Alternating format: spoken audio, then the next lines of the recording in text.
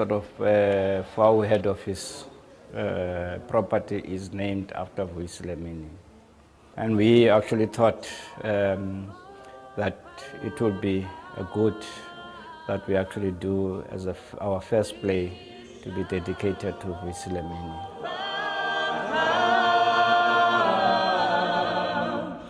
We shall overcome one day. My name is Luthando Mti. I was born in the Eastern Cape. I grew up in Joburg and matriculated here in Cape Town. And yeah, I guess my journey started in Joburg. I'm talking about my theater journey now. So when this whole thing that they want to have a theater as part of the memory center, they started thinking about people who will be involved in the theater. But because I was, always visible to them, like around with my kids doing 1, 2, 3, 4 in theater. So they approached me and said, they've got this idea, would I be interested, being part of it? I was like, definitely, why not?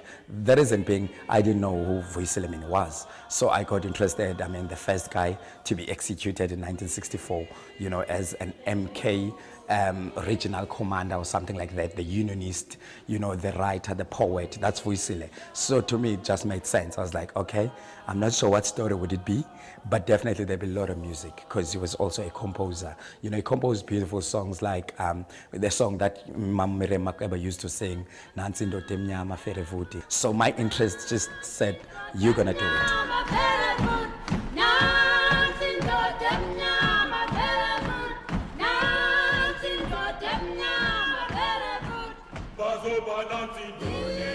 And there were about 60 people in death row waiting. But one window of a small cell was quite near my window on the first floor.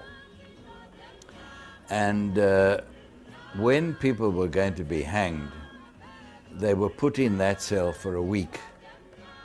And there they would be away from the other prisoners, alone. And sometimes there was a group of 3 or 4 in that cell. And I could hear them talking and I could hear them praying. And it was quite nerve-wracking because to be next to people who are going to be hanged is... I was in solitary confinement all alone. And then I heard on one occasion people singing ANC songs. And I think somebody smuggled information to me that it was Vuyisile and 2 other guys from Eastern Cape. And I could hear them singing ANC songs and talking and so on. And this went on for about 5 days. And they were obviously preparing themselves because they had been sentenced to death. Early in the morning, on one day, they woke very early. And I woke up, of course. And I could hear them talking. And then Mini must have stood on a bunkie or something, on a stool, and he put his head by the grill of the window. It was quite high up. And he made a speech in Xhosa, and I knew this was his farewell speech. And he ended off by shouting Amandla, or at least Maibuye. In those days we used to say Maibuye Africa.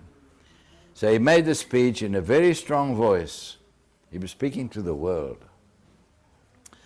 And he ended off by shouting Maibuye, and the others joined him, shouting this. And then everything became a bit quiet, and it was quiet for a while. And then somebody came to fetch them, and I heard the door opening, and the 3 of them were taken out, and they were marched off to the hanging department, hanging section. This year, 2014, it will be 50 years since the brutal execution of Comrade Vuyisile by the regime. He was executed on the 6th of November 1964. And we thought this would be the year to commemorate and also to celebrate the life and the work that he actually done for our liberation. So yeah, we sat down and then we decided to go to Port Elizabeth, where we started doing our own research, meeting the family, Vuyisile Mini's surviving children. I would say surviving because some of them, or one of them got killed, during the apartheid times by the regime.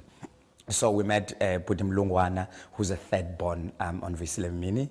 And yeah, we spoke about, his experience, in that kind of home with this big somebody, because we felt that this grandfather is somebody who's quite big, although we weren't sure what is it that's big about him. So obviously we came back to Cape Town. I started doing auditions. We visited quite a number of townships just around Cape Town. I mean, auditions scattered to Vuyisile Mini, which is bendingamazi mina kwi-history yethu. Sazi Govin Beki, bonke abatata ababalwayo. So ngokuza kwi-auditions sixolelwe ngobana ngaba masiresearch ngotata uVuyisile Mini. It was something new to me. I would be so grateful to work with the production because I believe for me it's very important to tell the stories that are not being told before, you know what I mean? Because as the crew said like in the audition that a lot of people, they don't know Vuyisile Mini. As me, like personally, I believe that it's a very important story that needs to be told and I would love to be the part of it. It will mean the opportunity of a lifetime and also being umdozele PE apho akhulele khona ubhuti and ndikhule involved kakhulu during apartheid in the late 80s, so I know a bit of the protest ezazikhona during that time and I've been to ingcwaba lakhe uVuyisile Mini elphaya New Bright, so it will mean a lot ukuba involved in production le. I've read about Umini like some time ago. Ngumuntu abantu abaninzi especially kule age ndikuyo kanti bakuloliyesa ngoVuyisile Mini and badlala indima enkulu kakhulu uyabona and ngumuntu ayemela into yakhe uyabona. So for me to be part of a production that will be telling his story and making sure that history yethu iye ityeba. Look at things today, I say his spirit of activism is nourishing the tree of freedom.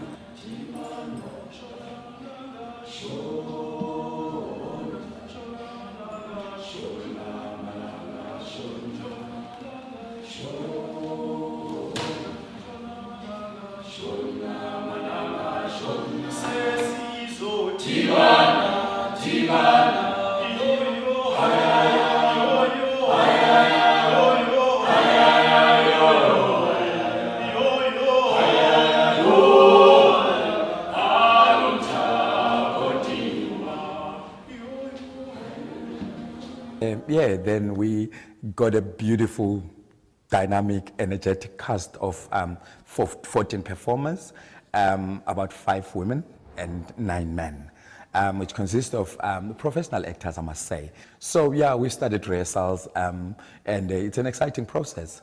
A story is entitled, "They Died Singing."